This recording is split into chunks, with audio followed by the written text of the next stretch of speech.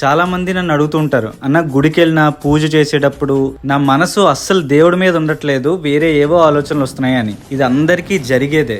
అందుకే శంకరులు శివానంద లహరిలో అంటారు శివుడితో ఇలా, ఈశ్వర నేను నీకు ఏమి ఇవ్వగలను, ఎందుకంటే నీ దగ్గర ఏదైనా లేకపోతే నేను ఏదైనా ఇవ్వగలను. కరస్తే హేమాద్రౌ అంటే చేతిలో బంగారు మేరు పర్వతం ఉంటుంది, అంటే మేరు పర్వతాన్ని ధనస్సుగా చేసి ఆయన ధరించాడు. ఆ మేరు పర్వతం కూడా కోరిన కోరికలు తీర్చే బంగారు కొండ.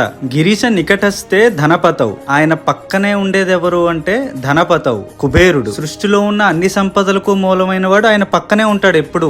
ఆయనకి సేవ చేసుకునే అవకాశం దొరుకుతుందా అని. పైగా నీ ఇంట్లో అంటే కైలాసంలో అద్భుతమైన గోవులు, చింతామణి రత్నాలు అంటే కోరిన కోరికలు తీర్చే రత్నాలు, అలాంటి అద్భుతాలకు నెలవైన కైలాసం నీ ఇల్లు. పోనీ లోకాలన్నింటినీ పాలించి అలిసిపోయి ఉంటాడు, బోళ్ళని టెన్షన్లు ఉంటే మనం ఏమన్నా 4 మంచి కబుర్లు చెప్పి ఆయన్ని చల్లబరచాలా అంటే శిరస్తే సీతాంసౌ, ఆయన తలపైన చల్లని చంద్రుడు ఉంటాడు. చరణ యుగలస్తే అఖిల శుభే అంటే ఆ శివుడి పాదాల దగ్గర శుభాలన్నీ అలా కుప్పలా పడి ఉంటాయి. సో ఇక్కడ కూడా ఆయన పాదాలను పట్టి ఉండడం వల్ల మనకి శుభాలు జరుగుతాయి తప్ప మనం తిరిగి ఆయనకి చేయగలిగేదేం లేదు. మరి ఇంక నేను ఇవ్వగలిగింది ఏంటి శివ నీకు అంటే, ఆయనకి ఇవ్వడానికి కేవలం మన దగ్గర ఒక్కటే ఉంది, అది మన మనసు. అది కూడా మనం ఇవ్వలేము, ఎందుకంటే పట్టుమని 10 సెకండ్లు కూడా మనసు ఈశ్వరుడు మీద నిలవట్లేదు. అంటే నా మనసును కూడా నీకు ఇవ్వలేను స్వామి, నువ్వే నా మనసును నీపైనే ఉండేలా చేయవయ్యా అని చెప్పి ఆయనకి నమస్కరించుకోవడం తప్ప మనం ఏమి చేయగలం.